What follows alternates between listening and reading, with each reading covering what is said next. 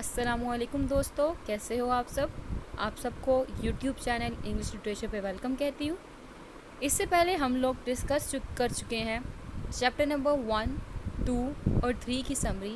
Chapter number 3 की हमने and पर देखा कि आर्कडे, बाज़ारोफ और निकोलाई कहाँ पहुँच गए हैं, मैरिनो में।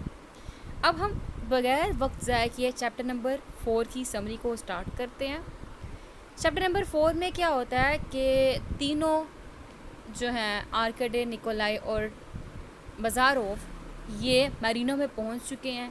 जब ये मैरिनो में पहुंचते हैं तो वहाँ पे उस टाइम पे बाज़ारोफ बड़े रिलैक्स्ड मूड में सोफे पे बैठ जाता है और वो कहता है कि मज़ा ही आ जाए, कुछ खाने को मिल जाए। तो उस टाइम पीरियड पे निकोलाई जो है वो अपने सर्वेंट से खाना बनाने का ऑर्डर देता है।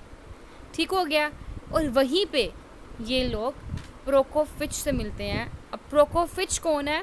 ये भी एक सर्वेंट है। जैसा कि आपने पीछे देखा, एक सर्वेंट पीटर आया था। वो कैसा सर्वेंट था? वो मॉडर्निटी को शो कर रहा था, वो रेबल था, वो रेडिकल था और वो जो है अपने मास्टर्स को ओबे नहीं करता था। उसके कंट्रास्ट में यहाँ पे हमारे पास एक ओल्ड मैन आया है जो कि 60 इयर्स का है। इसका नाम प्रोकोफिच है। ठीक है, ये बहुत ही हम्बल है और ये क्या करता है, जिस तरह ट्रेडिशंस में था, पास्ट में था, वैसे ही अपने मास्टर्स के हैंड पे किस करता है। निकोलाई ने खाना पकाने का ऑर्डर दिया। जब निकोलाई ने खाना पकाने का ऑर्डर दिया, फिर खाना पका और खाना बनकर आया, इन्होंने खाया, आपस में गुफ्तगू हुई। गुफ्तगू करने के बाद निकोलाई और बाज़ारोफ अपने रूम के लिए जा रहे थे। जब निकोलाई और बाज़ारोफ अपने रूम के लिए जा रहे थे तो उस टाइम पे निकोलाई का अंकल पेवल, ठीक है, वो आ गया। अब जब अंकल पेवल आए तो अंकल पेवल ने बाज़ारोफ से बात की, निकोलाई से बात की और बाज़ारोफ को देखते साथ ही उसने कहा, ये कौन सी अनटाइडी क्रिएचर है, ठीक है, जिसके साथ सर पे बाल ही बाल हैं, मतलब जिसके बालों वाला बंदा, ठीक है, ये कौन सी अनटाइडी हेरी क्रिएचर है जो आर्कडे के साथ आई है। और इन्होंने कब कहा? जब आर्कडे और बाज़ारोफ चले गए थे अपने रूम की तरफ। ठीक है, जब वो चले गए तब उन्होंने पूछा तो उसके बाद बताया गया कि ये आर्कडे का दोस्त बाज़ारोफ है। ठीक है, और ये जो है बाज़ारोफ, ये बेसिकली आर्कडे का बहुत ही क्लोजेस्ट फ्रेंड है। और पहली ही लुक में पेवल को आर्कडे का दोस्त बाज़ारोफ पसंद नहीं आया और ना ही बाज़ारोफ को पेवल पसंद आया।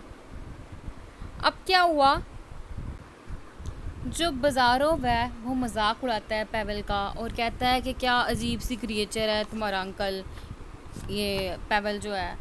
तो उस टाइम पे ना आर्कडे को बुरा लगता है कि क्योंकि पेवल से बहुत क्लोज एसोसिएशन है आर्कडे की, तो वो कहता है नहीं, ऐसा नहीं को, वो सबसे अच्छे हैं।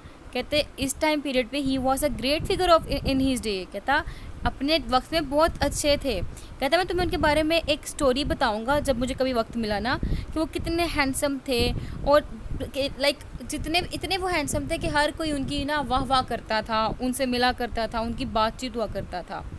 तो यहाँ पे भी ना वो मजाक उड़ाता, तो कहता ऐसा क्या हो गया फिर वक्त ने, इन्होंने खुद को बदल ही लिया वक्त के हत्थे चढ़ के।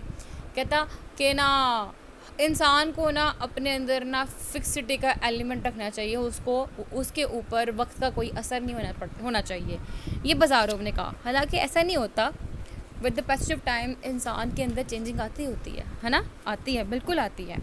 अब इसके बाद क्या होता है कि ना बाज़ारोफ जो है वो पेवल के बारे में कहता है ये ना एक आर्किक सर्वाइवल बंदा है।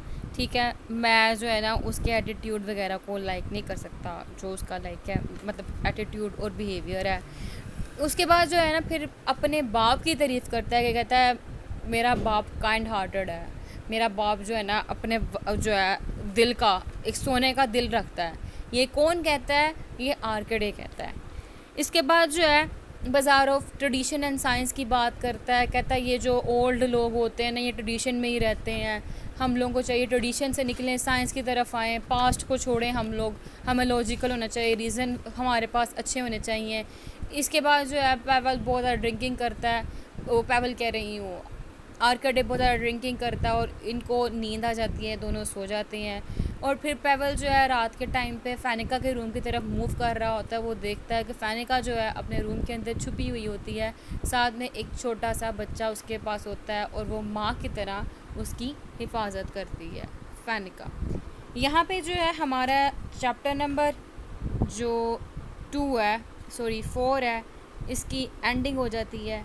और चैप्टर नंबर 4 के साथ साथ ही मैं एनालिसिस बताती जाऊँ कि मैंने साथ साथ ही आपको एनालिसिस बता भी दिया है कि इसमें दिखाया गया रेडिकल एटीट्यूड, दिखाया गया क्लैश, दिखाया गया पास्ट और मॉडर्न का क्लैश, दिखाया गया ट्रेडिशंस वर्सेस साइंस का, रिलीजन वर्सेस साइंस का क्लैश दिखाया गया।